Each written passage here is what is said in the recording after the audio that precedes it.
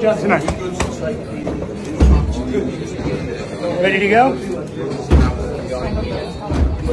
No, I'm on armor. No, he's not going to fight me. He's good. He's a champion. Don't worry. What's wrong? Whoa. Come on, relax, boys. Relax. What, dude? That's just childish. You're meant to be a champion in this sport. Look at me. You're meant to be a champion in this sport. Your friend just won. Don't ruin this victory. Our man, congratulations.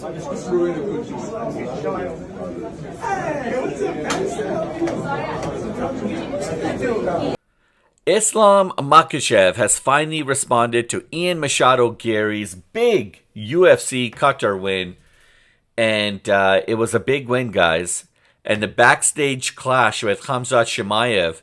Guys, this is getting wild, all right? And Khamzat, who's obviously in a different division, but there's obviously a lot of drama. And there seems to be a lot of drama that follows Ian Machado Garry. So, yes, in today's breakdown, I'm going to dive into what really happened and why. Like, what's the deal with Islam Makhachev and Ian Machado Garry? They weren't even in the same vicinity from one another at UFC Saudi. So, what's going on? And Khamzat and Ian Machado, what's happening here, guys? Anyways, so there is a title call-out shot from Ian Machado. We're going to get into that. The chaotic confrontation between Machado Garry and Khamzat Chimaev, and what this means for the welterweight division. So if you love UFC, MMA, boxing, WWE, you're definitely in the right place. Make sure you smash the like and subscribe, and hit the bell notification so you never miss a beat here with Duality 7X. All right, guys, so please and thank you. It definitely helps with the YouTube algorithm. And if you guys have any suggestions on mics, please let me know. It seems like I might need to get a new mic here soon. But yes, guys, UFC Qatar was chaos. If you guys looked at some of my other videos, if you watched it, you'll see the titles right off the thumbnails. Chaos. It was chaos, guys, but it was beautiful at the same time. We had some unbelievable matches. It was fantastic. Islam Makhachev is in the headlines, and rightfully so. Okay, after Islam's recent big win against Jack Della Maddalena, obviously, you know, people are calling him out left, right, and center. And this guy is in legacy territory. Okay, so every match that he does, whatever he does, it's absolutely phenomenal, and it's very, very special. And so, like, look, when Islam reacts to Ian Machado Garry's win, there's a little bit more context to it, and I want to kind of get into that. And then the whole thing with Khamzat Chimaev backstage, and then with the welterweight title looking crazy as it's ever been before. So there's lots to cover here, guys. There's lots. I'm definitely going to need your help on this one. So first is first, I guess. Have a sip of my peppermint tea. Islam Makhachev has barely settled into being the new king, world champion, welterweight champion again. Pound for pound, #1 fighter. And then boom, the call-outs start calling. So they start rolling out immediately. And there's some good ones, professional ones, nice ones, and then there's some nasty ones.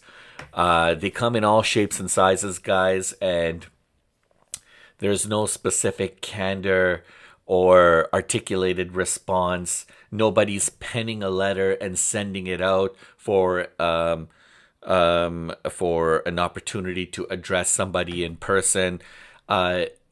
Professionalism you can throw out the window. This is the fight business, guys, and anything and everything goes in the fight business.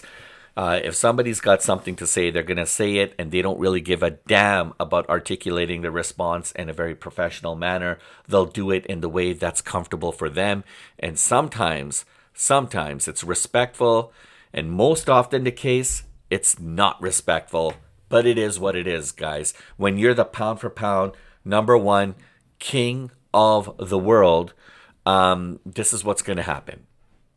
Okay, you're gonna get called out. You're gonna get people coming after you, left, right, center. It is what it is. You're gonna have to get used to it. So let's talk about Ian Machado Garry. Okay, he had a spectacular night at UFC Qatar. He picked up a solid win over the former world champion Belal Muhammad, and he wasted no time calling out Islam during his moment. So, respect to Machado Garry for winning, for beating Belal Muhammad. Belal, on the flip side, Bilal's going to have to do some soul searching. He's going to have to figure out, re-strategize. He's going to have to make some tweaks in his game, and then he's going to try to make a comeback. He hasn't had a good year.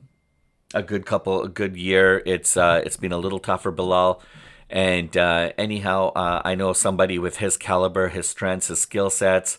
I think he'll be back, but he's definitely going to have to do some soul searching right now and figure out what went wrong. But for Ian Machado Garry, it was business as usual. He walked in to the octagon and he walked out.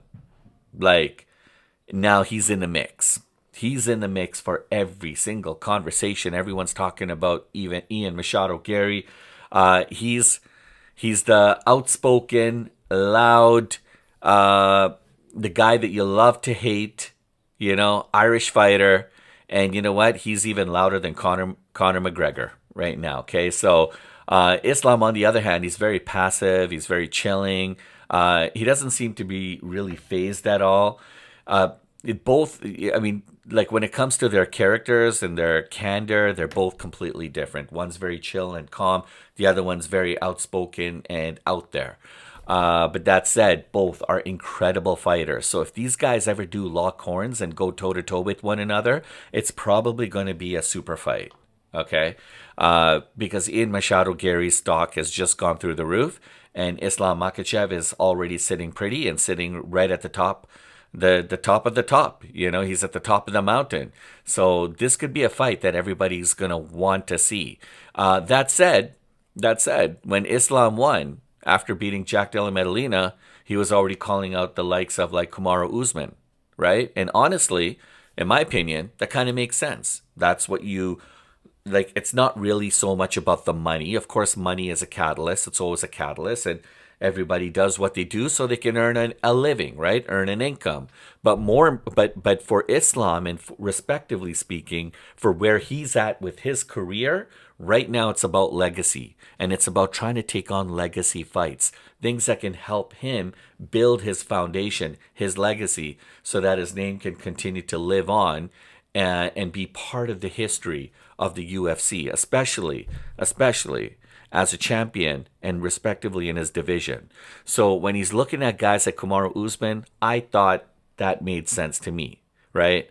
Definitely a legacy fight, champion versus former champion. But Islam did admit something else.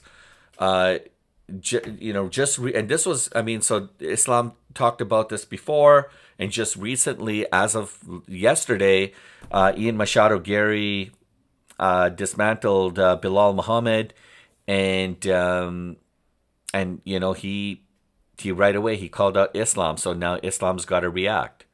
So Islam said that there could be a possibility that Garry could be the next opponent if he surprised the UFC. And here's the thing. Here's my take. Garry didn't shock Islam. Okay, he didn't shock Makhachev at all. He didn't catch him off guard. But the UFC, maybe. Look, UFC loves momentum, right? They love the hype. They love marketing. And right now, this is what's buzzing right now on social media. Everything right now is about Ian Machado Garry, okay? He's undefeated. He's young. And he talks a big game. He walks with a big stick. He's trending heavy, guys. So right now, his voice is carrying him right to the front of the line. So he's got front of line access. He's VIP. So when he speaks, and the algorithm picks it up and everybody's talking about it, that's the kind of stuff that UFC likes. All right. So from a business perspective, Islam's right.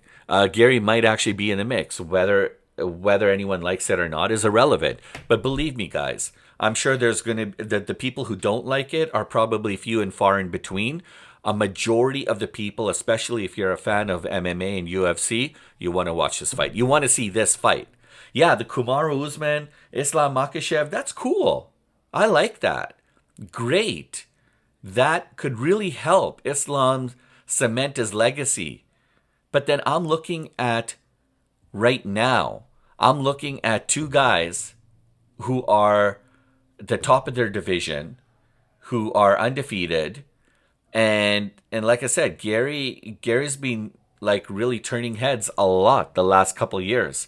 And he's been proving to everyone that, you know what, it's his name that needs to be in the mix. Right? I mean, you've got a lot of other great fighters in other divisions. You've got Arman Sakurian. You got Paddy the Baddy, Paddy Pimblett, Ilya Topuria.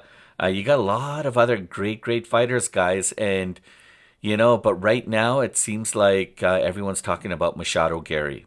Right. And here's a really interesting part. Right. I mean, it's because it's all over social media, because he's trending.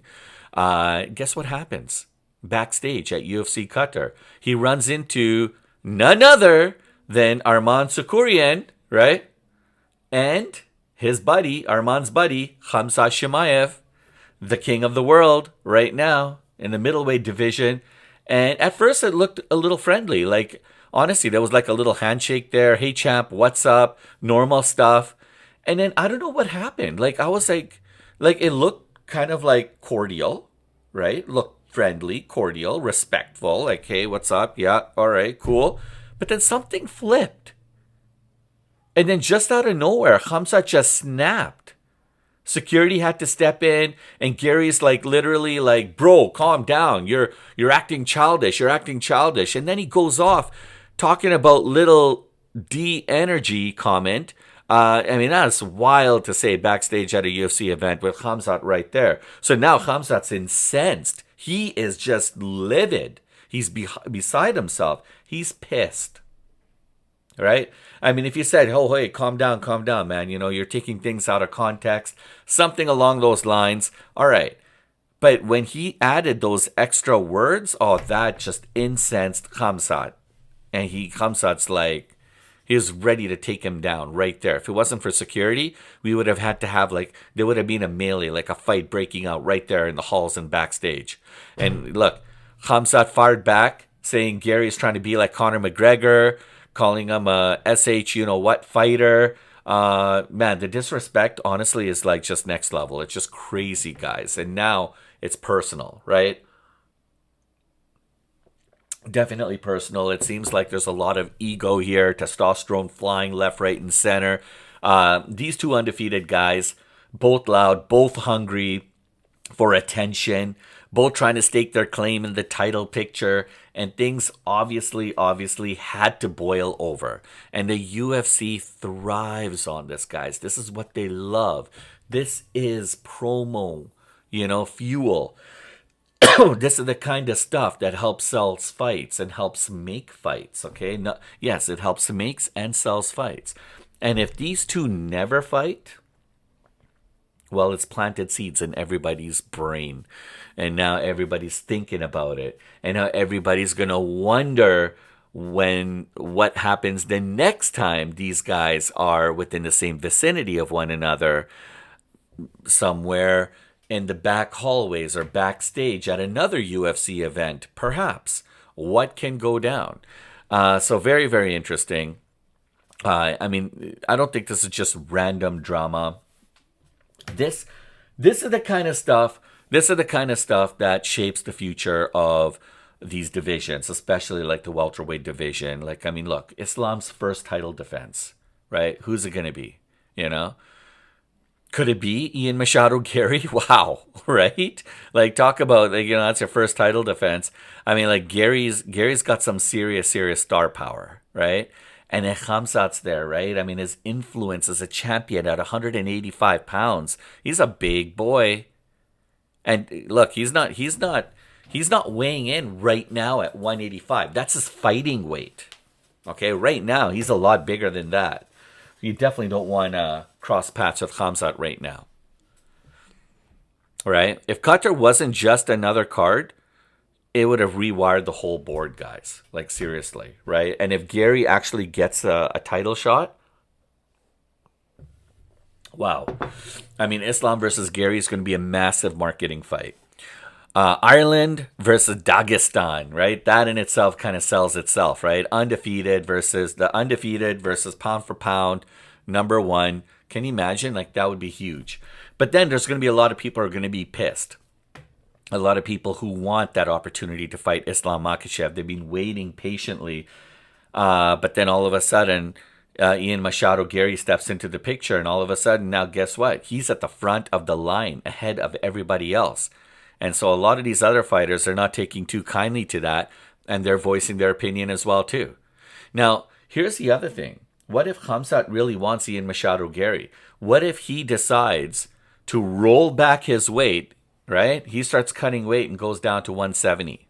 I mean, that's a huge weight, like, you know, like, that's a big weight cut, guys. Like, to drop 15 pounds, you know, and that's not easy.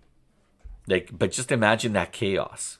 That'd probably be, honestly, that would be the biggest fight of 2026 if it happens. I mean, there's a lot of fights scheduled for next year. It's going to be absolutely incredible. I mean, who's to say what's going to be the biggest fight? But this could be one of the biggest fights. And if the UFC pushes Garry versus Khamzat as, like, say, a non-title grudge match first, that'd be kind of cool, because the beef between these guys is already there. The promo itself is gonna write itself. So you've already got your promo there. And then you just let the chips fall where they may. All the marketing, the hype, the buzz, the social media, all the fans, people are going to weigh in. UFC stars and legends are going to weigh in. The world of combat sports is going to weigh in, and the story just writes itself, guys. And guess what? Big payday for these guys.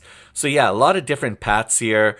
At the end of the day, Islam looked unbothered. You know, he's a very, very tactical kind of guy. He's very, you know, he doesn't buckle under pressure.